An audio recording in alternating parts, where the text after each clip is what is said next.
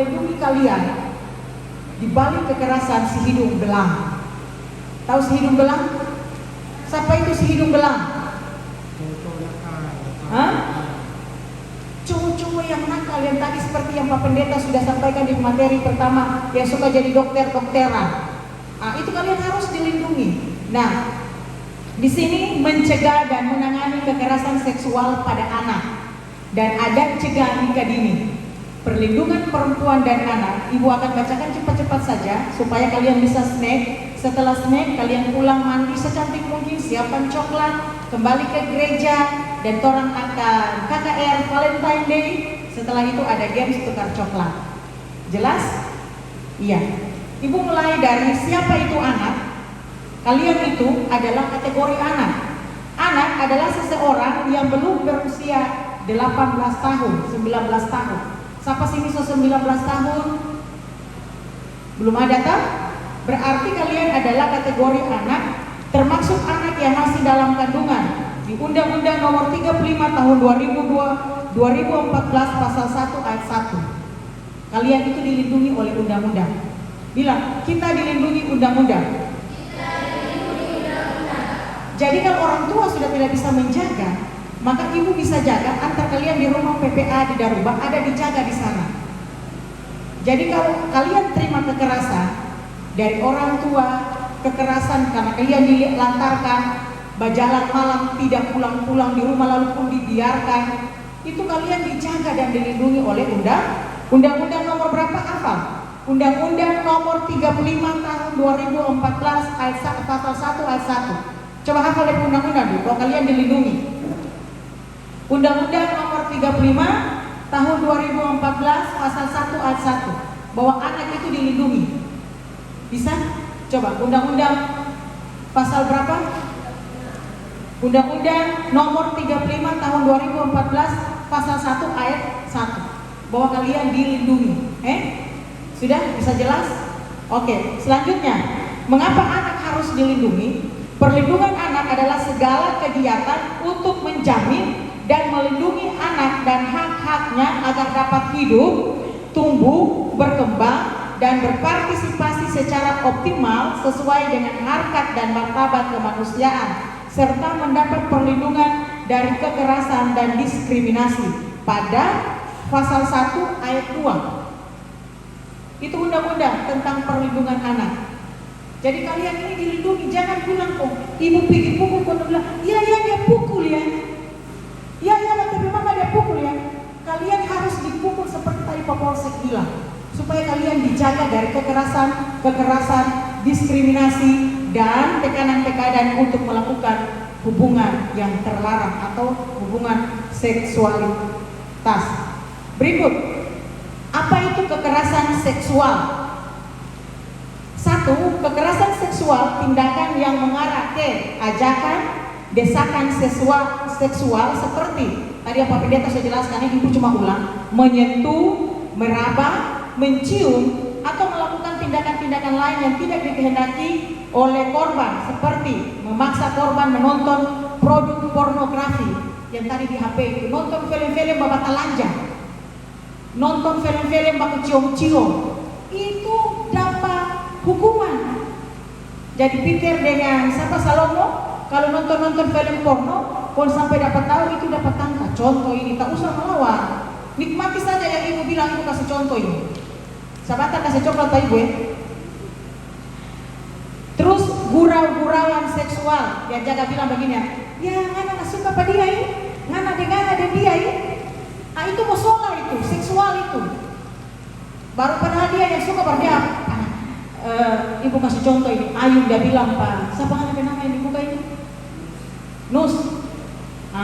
Ayu dia bilang pak Nus, ayo Johanna. Baru ada yang sampai bilang, baku naila, baku apalah. Itu pun termasuk kekerasan. Jadi harus dibasmi. Memaksa berhubungan seks tanpa persetujuan korban, baik dengan kekerasan fisik maupun tidak. Contoh ini pacaran sama di kemarin mana ini, di cowok ancam, mau kita bunuh diri, mau kita tabrak. Itu bernama pemaksaan. Jadi tak boleh seperti itu. Memaksa melakukan aktivitas seksual yang tidak disukai, merendahkan, menyakiti, atau melukai korban. itu cara bisa. Lanjut, semua habis ini, cuma cepat-cepat saja.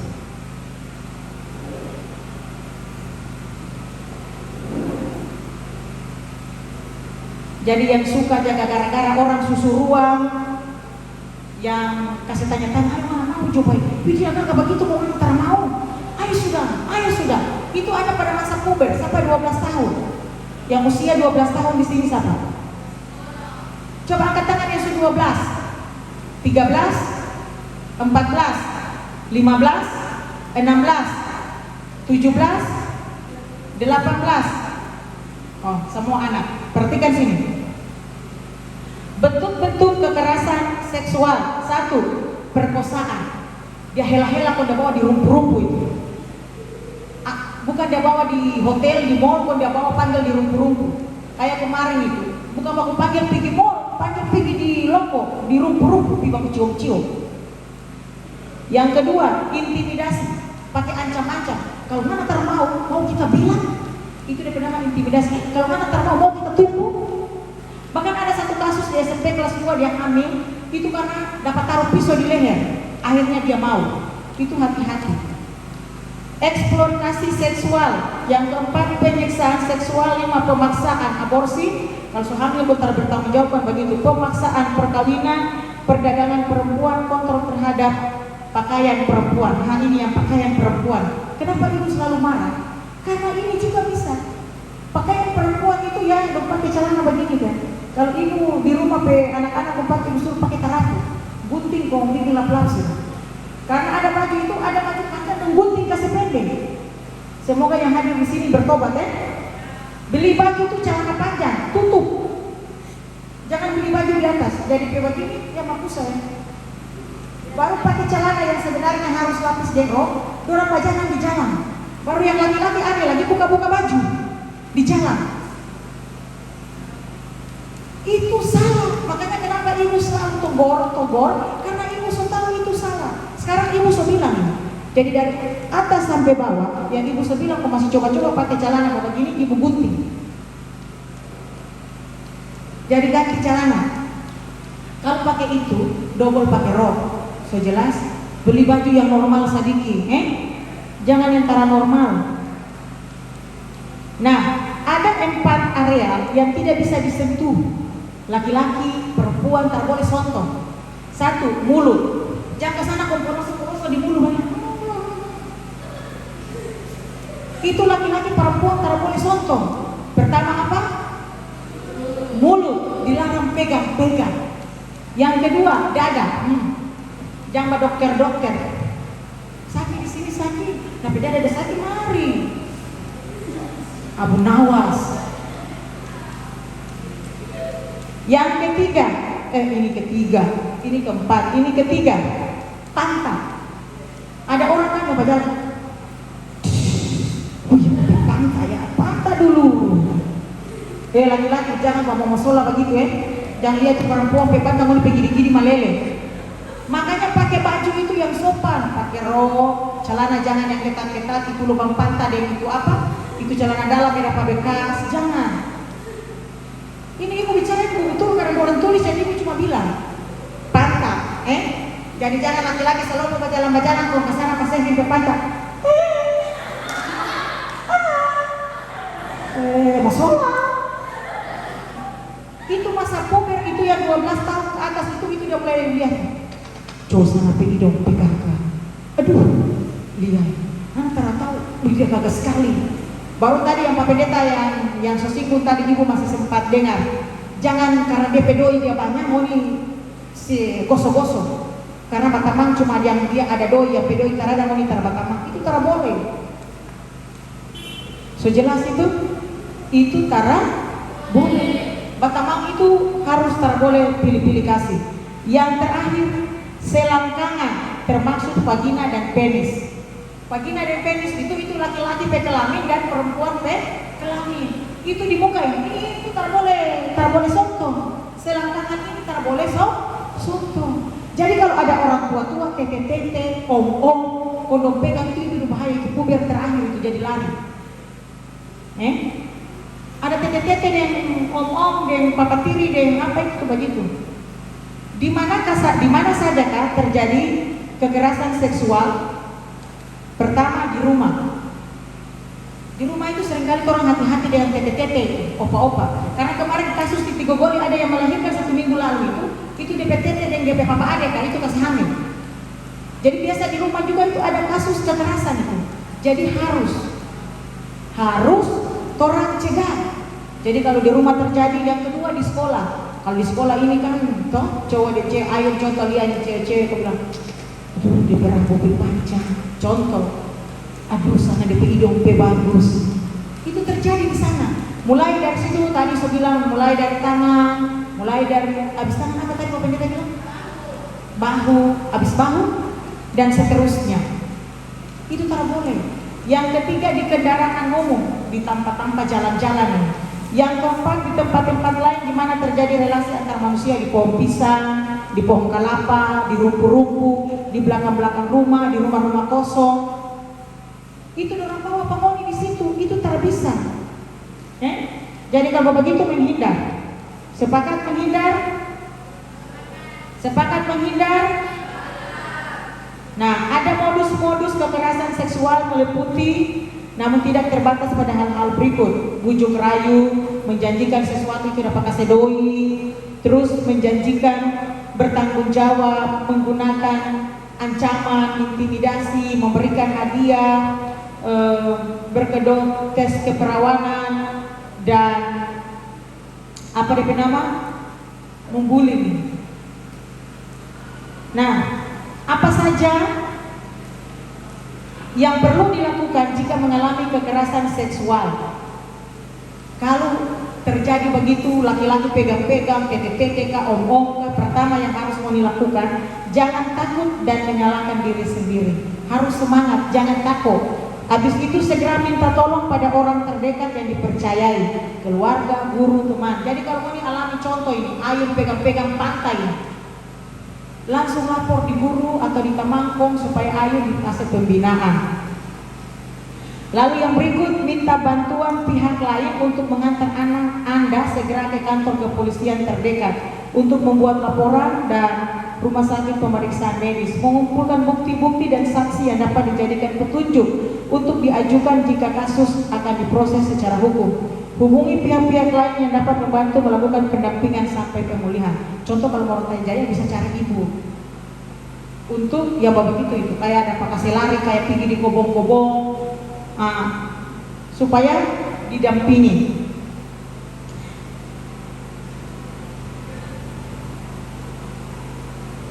Nah, pihak-pihak yang dapat melapor, korban, orang tua, wali, guru, siapa saja yang mengetahui adanya tindak kejahatan tersebut, saksi, pengacara, dan sebagainya.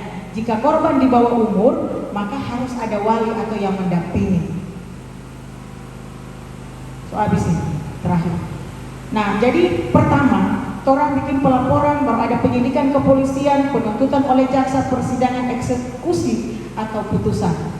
Dan yang paling terakhir, materi bilang semua adalah anak-anak kita, anak adalah generasi penerus bangsa yang wajib dilindungi. Jadi kalian ini dilindungi. Jadi kalau mau pacaran, contoh ibu kasih contoh ini, Sevi dapat pacaran, mau bilang, Tuhan tak mau putus, biar mau tak mau putus, tapi harus dipaksakan putus. So jelas? Biar mau tak mau putus, dipaksakan harus putus. Kalau Moni tidak bisa lagi dibina oleh papa dan mama di rumah, maka bisa dibina diantar ke rumah PPA, ada di Daruba. Dan ada rumah pembinaan khusus Morotai Jaya, ada Pak Ibu Perumah, Pastori Indah. Jadi yang pacaran-pacaran di SMP dan SMA, itu ada pembinaan khusus, ada pendampingan, supaya jangan mengalami kekerasan seksual di usia dini. Sejelas itu Sevin, jadi biar orang bertanya sampai dusu-dusu lagi, wajib lari. Tadi itu bilang biar lempar dan sandalkan, menghindar itu penting. Dan orang harus cegah nikah dini, karena orang kalau yang nikah dini akan melahirkan anak yang stunting, anak yang kurang gizi, anak yang lome-lome, yang bajalannya cuma rumbu. Lalu dia akan menjadi salah satu penyebab kanker leher rahim atau yang disebut dengan kanker serviks.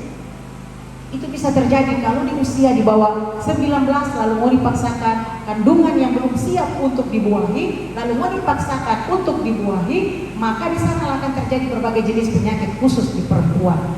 Jadi ibu survei dari berbagai kanker-kanker rahim yang terjadi di kalangan ibu-ibu di usia senja, itu karena rata-rata dorang nikah di usia 15 dan 16 tahun.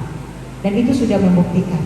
Oleh sebab itu, cegah nikah dini dari awal, jaga, lindungi diri, dan antisipasi untuk hidup berpendidikan supaya menjauh ketika diberi pemahaman, maka kalian akan paham dan mengerti seperti mengikuti kegiatan di sore ini. Kalian diberikan pemahaman, kalian diberikan bekal supaya kalian bisa menjaga diri dari kekerasan-kekerasan yang kalian harus alami, terutama di kekerasan seksual. Jadi yang sudah pacaran-pacaran, putus setelah pulang dari ini. Apa? Satu kata apa? Ayo so kenal hati cewek kah belum? Sobat tanya kah belum? Belum? Sudah? Kan mesti ada saksi, tadi kan nggak ada saksi. Jadi kalau sobat tanya putus. Salomo? Belum. Peter? Sudah. Peter putus ya? Putus. Ibu Gembala kalau bilang putus, putus. Nanti ibu selidiki. Siapa lagi? Eka? So putus. So putus. Ini yang cendana-cendana. So masih pacaran kah so putus? Kalau masih pacaran putus. Tadi wanita dengar Pak Polisi bilang, kau panggil pendeta-pendeta si berdoa. Ini hari lagi pun mesti berdoa Pak Moni, tutup sekalian doa snack. Habis dari sini putus. Sudah kan? Karena belum usia 19 tahun, putus. Bisa pacaran usia, tak usah pacaran. Usia siap menikah itu 19. Jadi tak usah pacaran, tenang-tenang pasti akan dilamar oleh Pangeran Ganteng Morotai Jaya. Kalian adalah putri-putri cantik yang siap dijaga dan dilindungi. Kalian adalah anak-anak yang harus bebas dari intimidasi dan kekerasan di sekeliling kita. Oleh sebab itu, tetap semangat jalani dan cintai dirimu sendiri, jangan cintai orang. Bisa mengasihi, tapi tidak boleh sambil dokter-dokteran. Oke? Bisa? Coba yang so pacaran berdiri dulu ditampak, jujur ini di dalam gereja ini. Memang sengaja dibuat di dalam gereja supaya jangan bapaknya. Yang so pacaran itu berdiri sudah. Lah tong nyanyi lah tong kasih putus tanpa ada persetujuan dua pihak. Berdiri yang pacaran kom putus. Siapanya? Belum ada yang bertanya. Cikgu belum tertanya. Ada yang bertanya pas sesanya kata Rada? Ada. Sesanya mau kata Rada? Hah? Seputus kamu kan ada baru yang ibu bilang. Situ kok seputus. Kan anak mau lanjut. Anak sobat janji kerja tinggal. Nah, ini yang berdiri. Eka berdiri. So pacaran baru menyangkal ya dalam gereja ini. Sudah? Oke. Pemain musik sekarang. Pemain musik.